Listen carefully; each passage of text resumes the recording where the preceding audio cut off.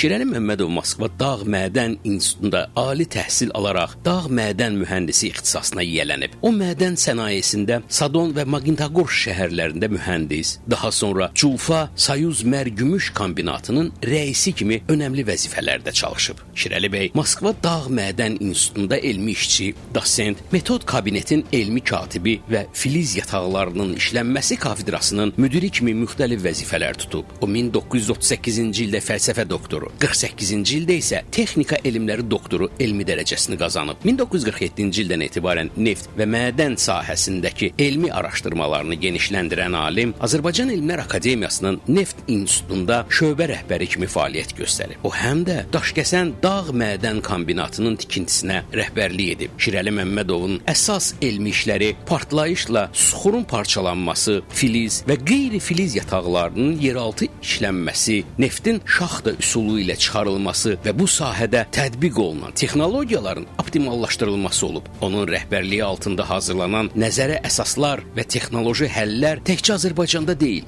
bütün SSR ərazisində tətbiq edilib və sənayenin inkişafına əhəmiyyətli təsir göstərib. Şirəli Məmmədov Azərbaycanda dağ mədən elminin əsasını qoymuş şəxs hesab olunur. Alim dağ mədən sahəsində Azərbaycan dilində ilk dərslik və dərs vəsaitlərini yazaraq milli texniki təhsilin inkişafına da mühüm töhfə verib. Şirəli müəllim 23 monoqrafiya və 220-dən çox elmi əsər nəşr etdirib.